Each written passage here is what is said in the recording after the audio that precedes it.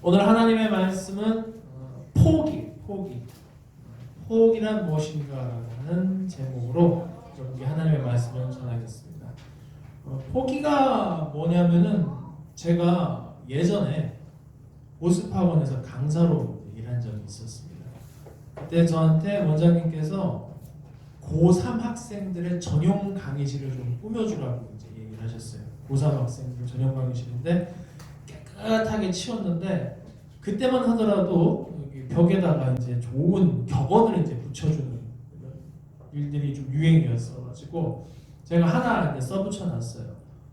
지금 네가 흘린 땀방울로 인해서 네 배우자의 얼굴이 바뀔 것이다. 뭐 이런 좀 저속한 그런 얘기를 좀 붙여놓고요.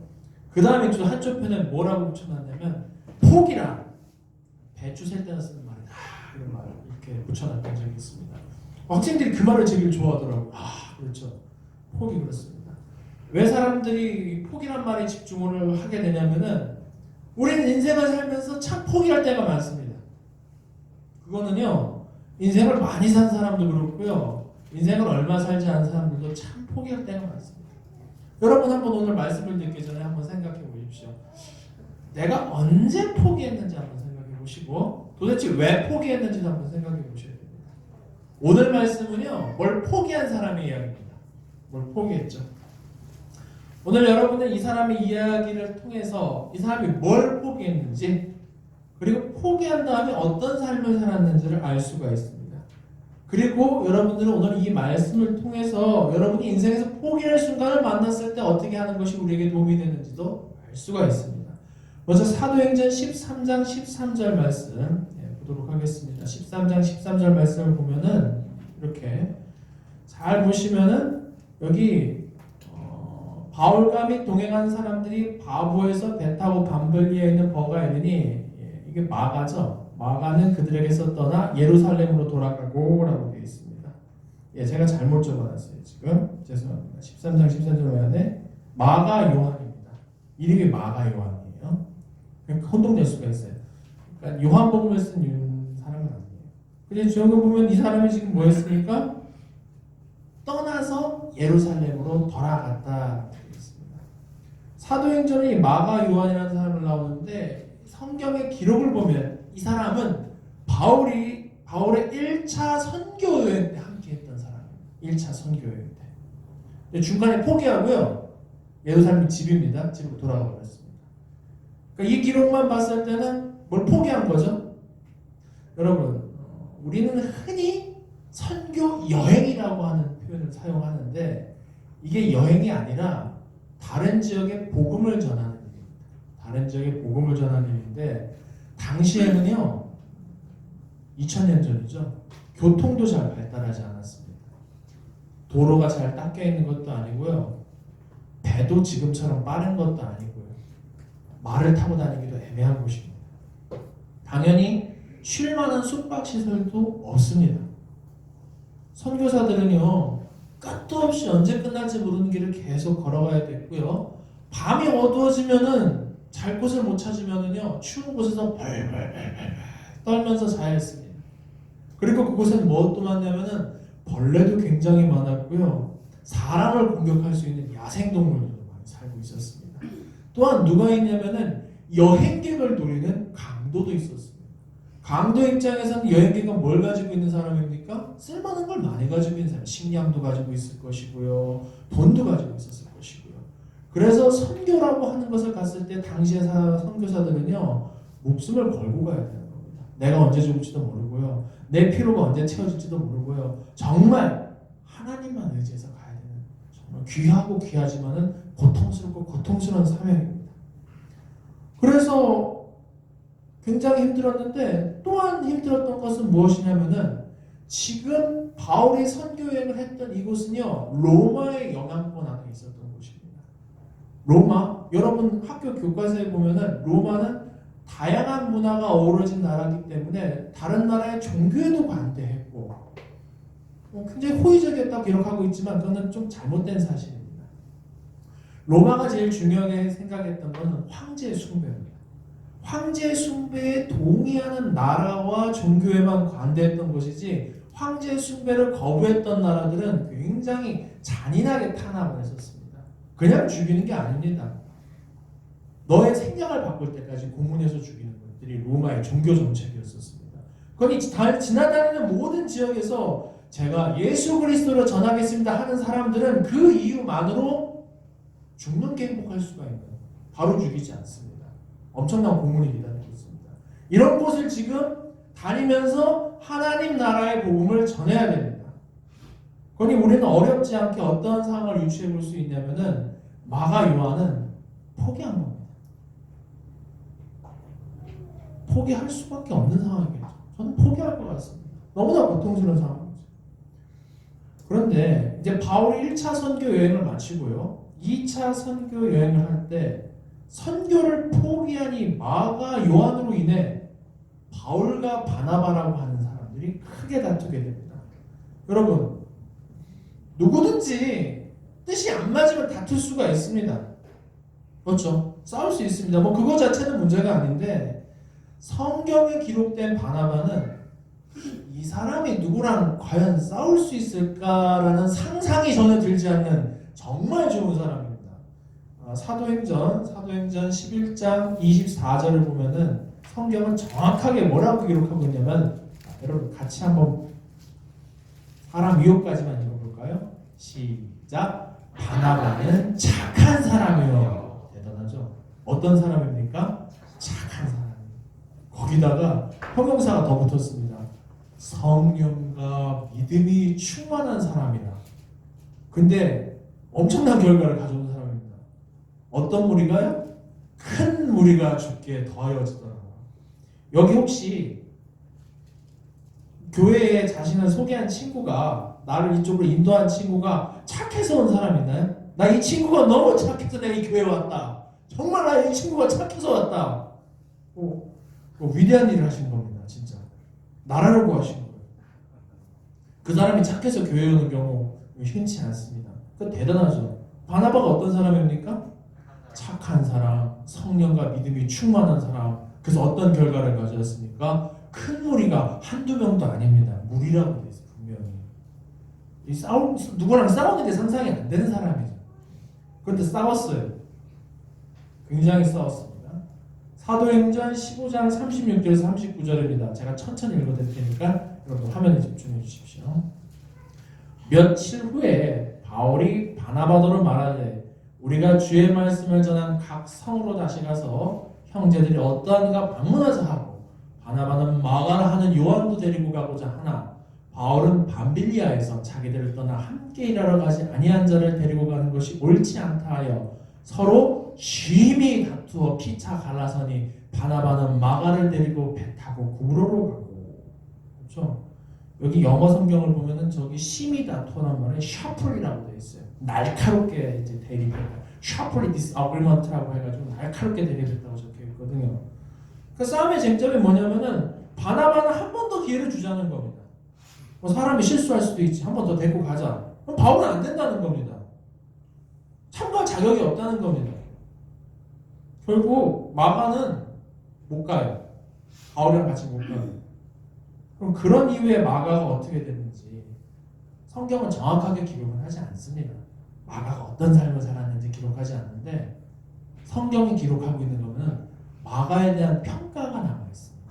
하나씩 한번 살펴보겠습니다. 결과적으로 말씀드리면요, 마가가 바울의 동료가 되어 있어요. 볼까요? 빌레몬서입니다. 바울이 뭐라고 합니까? 야, 이 선교여행 1차 때 안 나간 이 친구 데리고 가는 건 안 되겠어라고 한 바울이 지금 이렇게 얘기합니다. 또한 나의 동역자 마가, 아리스다, 데마, 누가가 무난한 여인과 동역자가 되어 있습니다. 동역자. 그런데 기록이 또 있습니다. 디모데후서 4장 11절입니다. 누가만 나와 함께 있느니라. 내가 올 때 마가를 데리고 오라. 그가 나 일에 유익하니라. 소명도 받고 사명도 받아서 선교여행에 함께 하고 있다가 중간에 포기했다고 하는 그 유익한 남자를 지금 바울이 어떻게 평가하고 있냐면 유익하다. 유익하다. 골로새서 4장 10절에서 11절 말씀도 이렇게 기록하고 있습니다. 제가 읽어드리겠습니다. 나와 함께 갇힌 아리스다고와 바나바의 생질 마가와 이 마가에 대하여 너희가 명을 받았음에 그가 이르거든 영접하라. 유스도라 하는 예수도 너희에게 무난하느냐? 그들은 할레파이나 이들만은 하나님의 나라를 위해 함께 역사한 자들이니 이런 사람들이 나의 위로가 되었느니라. 마가는요 바울이랑 같이 감옥에도 갇혔고요. 또 바울이 뭐라고 얘기하고 있습니까? 자기의 위로가 되는 사람이다. 아무한테나 위로받습니까? 여러분은 누군가를 위로해 주신 적이 있습니까? 누군가의 위로를 받은 적이 있습니까? 저는 신혜영 목사님 참 좋아해요. 위로가 됐어요. 위로가 됐어요. 저도 힘들 때 많아요. 정말 힘들 때가 많은데 어디 가서 위로하기가 힘들어요. 위로하기가 목사잖아요. 시험 될 수가 있어요. 저 사람도 위로받네? 그렇죠. 여러분 아무나 위로줄 사람은 선택하지 않습니다. 그러니 마가가 지금 어떤 사람이 된 겁니까? 선교행을 포기하고 도망친 도망자에서 바울의 특별한 사람으로 변해 있다고 성경은 지금 이야기하고 있는 것입니다. 초대교회를 세우고 신약성경의 절반을 기록한 사도 바울입니다. 제 은사님께서는요 사도 바울을 어떻게 평가했냐면은 우리가 알고 있는 기독교를 만든 사람은 바울이라는 겁니다. 예수 그리스도의 가르침을 우리가 잘 알아듣지 못하니까 그걸 알아듣게 기록한 사람이 바로 바울입니다. 이런 위대한 사도가 지금 이 남자를 유익한 사람이고 나의 위로가 되는 사람이라고 평가하고 있습니다. 그럼 어떻게 한 겁니까? 도대체 이 사람이 어떻게 됐길래 이렇게 변한 것입니까? 포기하지 않았던 겁니다. 나는 선교를 포기했지만 하나님 나라의 일을 포기하진 않았던 겁니다. 그것이 동력이고 우리가 확인할 수 있는 것입니다. 그는 포기하고 힘들어서 물러났지만 끝까지 갔던 것입니다. 마지막까지 교회를 위해서 헌신했던 겁니다. 포기했다고 멈춘 것이 아니라 포기에 머물렀던 것이 아니라 계속 전진했던 것입니다. 여러분 제가 학원 강사였잖아요. 얘기 하나 해드릴게요. 시험을 앞두고 있습니다. 저 국사 가르쳤어요. 공통적으로 하나가 있어요. 어떤 시험인데요. 시험 범위가 좁아요. 굉장히 좁아요. 예를 들면 구석기 시대에서 단군조선 전까지 아주 말도 안 되는 작은 시험 범위가 있습니다. 선생님께서 엄포를 넣습니다. 어렵게 낼 거야. 라는 시험이 하나 있었고요. 내가 쉽게 낼게 하면서 고등학교 1학년 때 선생님인데요. 고등학교 고1 선생님인데 세상에 처음부터요. 조선 전까지 그럼 뭐 나라가 몇 개가 들어가는 거예요 도대체? 후삼국 통일신라 해서 고려가 다 들어가는 거잖아요. 근데 쉽게 낸대요. 자, 여러분은 어떤 게 점수가 더 잘 나올 것 같아요? 아무리 어렵게 내도요. 시험 범위가 작으면 점수가 잘 나와요. 아무리 쉽게 내도요. 시험 범위가 넓으면 점수 안 나와요. 엄청나. 예, 그게 왜 그럴까요? 사람 심리가 그렇지 않습니까? 여러분 성경을 하고 있습니까? 자, 한번 생각해 보십시오. 내 성경은 창세기가 제일 지저분하다. 맞아요? 저도 그래요. 요한계시록이 제일 깨끗해요. 왜요? 일단 하니까. 우리는 일상생활에서 수도 없이 포기를 경험하게 되는 겁니다. 시험 범위가 넓으면 포기해요. 맞습니다. 이미 들어보신 분들도 있겠지만 제가 또 한 가지 얘기를 해드리겠습니다. 하버드 대학교에서 진행했던 런닝머신 실험이 있습니다. 학생 130명을 대상으로 했었는데요. 최고 속도로 5분 동안 달리게 한 거예요. 최고 속도로 5분. 뛰어보셨어요? 최고 속도로 5분? 12km까지 해봤는데요. 이거는 굉장한 겁니다. 진짜. 엄청난 속도로 뛰는데 그리고 끝났어요. 시험은. 5분 동안 최대 속도로 달리게 하고 끝냈습니다. 자, 집에 가세요 했는데 그 다음부터 40년 동안 실험을 했어요. 40년 동안. 계속 관찰했던 거예요. 40년 동안 관찰하니까 거기 참가했던 130명 중에서 유난히 잘하는 사람이 있고 주목하는 사람이 있고 뭔가를 남긴 사람이 있습니다. 어떤 사람들이 그랬는지 보니까 never give up, 포기하지 않은 사람이 잘한 겁니다. 러닝머신 5분 뛰는 거 별거 아니지 않습니까? 귀찮으면 안 해도 되는 거예요. 뭘 그걸 힘들게 합니까? 뭐 돈 주는 것도 아닌데 잠깐 하고 말지. 그런데 그런 사소한 일에 목숨을 걸고 포기하지 않은 사람들이 40년 뒤에도 성공했다는 겁니다. 이걸 그릿이라고 해요. 그릿. 심리학에서 한계에 도달했을 때 끝까지 밀어붙이는. 여러분이 잘 알고 있는 윌 스미스가 이랬지 않습니까? 멋진 말을 했어요. 당신이 나랑 런닝머신 위에 올라면 두 가지 경우밖에 못 볼 겁니다. 내가 죽거나 당신이 먼저 내려가. 여러분, 결론적으로요, 순간순간 오는 한계에도 한 발 더 내딛은 사람이 성공합니다. 지금까지 제 설교가 잘 기억이 안 나거나 저분이 무슨 말 했는지 잘 모르겠으면 요 한마디만 좀 기억해 가시면 좋겠습니다. 오늘 성경 말씀에, 하나님 말씀에서 우리가 꼭 가져가야 될 핵심어는요, 포기하지 않는 사람은 성장합니다. 이게 진리입니다. 다시 한번 같이 해보겠습니다. 포기하지 않는 사람은 성장한다. 예수 그리스도께서도 말씀하셨습니다. 요한복음 4장 34절입니다. 요한복음 4장 34절을 보면은요, 잘 보세요. 예수께서 이르시되 나의 양식은 나를 보내신 이의 뜻을 행하며 그의 일을 온전히 이루는 이것이니라. 솔직히 잘 모르겠어요. 근데 영어로 보면 좀 좋아요. 어려운 영어 아니에요. 당황해하지 마시고요. 간단한 영어입니다. My food, 내 음식은요, said Jesus, 예수께서 말씀하셨습니다. is to do, 하는 거예요. 뭘? The will, 뜻을, of him who sent me, 나를 보내신 이의 뜻을 하는 것이고요. 다음에 and to finish his work, 끝내는 겁니다. 끝내는 거라고요.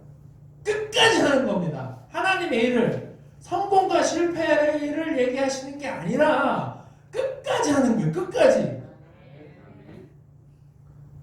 누구나 포기하고 싶을 때 있습니다. 포기하는 게 좋아서 포기하는 게 아닙니다. 어쩔 수 없이 포기하는 겁니다. 그런데 어떤 모양을 이루더라도 끝까지 하면은요, 결과가 좋지 못하더라도 반드시 성장합니다. 2020년부터요, 정철 선생님께서 유튜브에 요한복음이라는 강해를 이렇게 막 계속 업로드를 했어요. 2년 동안. 몇 번 하셨냐면은 정확한 숫자는 아닌데 574강을 이렇게 업로드를 하셨어요. 그 다음에 요한복음이 끝나니까 야고보서를 99번이나 오르셨어요. 그거 끝나니까 요나서를 48번이나 오르셨어요. 저 그거 다 했어요. 다 하고 제가 너무나 소중한 교훈을 얻었어요. 나 영어 못하는구나. 영어 실력이 안 늘어요. 안 늘어. 이게 안 되네? 근데 어떤 걸 얻었냐면요, 영어를 하는 게 그냥 재밌어졌어요. 잘하고 못하고 뭐가 중요합니까? 이렇게 영어 한마디 하니까 성경 말씀을 이렇게 보니까 너무 좋은 거예요. 잘 해석도 되고, 그거 자체. 그러니까 중요한 게 뭐예요? 자기 만족. 최소한 저는 뭘 한 겁니까? 정신 승리했어요. 정신 승리. 뭔가 얻을 수 있다는 겁니다. 포기는요, 습관이에요, 습관. 뭘 잘 포기하는 사람들은 나중에 다 포기합니다. 어려운 일을 만나게 되면 또 포기하는 겁니다. 포기가 많은 사람들은 도전도 하지 못해요. 저는 여러분이 앞으로 포기할 일이 있으면요, 이렇게 외쳤으면 좋겠습니다. 그거 배추 셀 때나 쓰자. 배추 셀 때 쓰는 말이잖아. 아마 우리 또 만날 거예요. 아마 우리 또 만날 거예요. 그때 제 얼굴 보면은요, 저 배추 세는 걸로 포기 배추 샀어요. 포기 배추 세는 말이잖아요. 여러분 가슴에 큰 에너지가 좀 됐으면 좋겠어요. Never give up. You will victor. 기도드리겠습니다.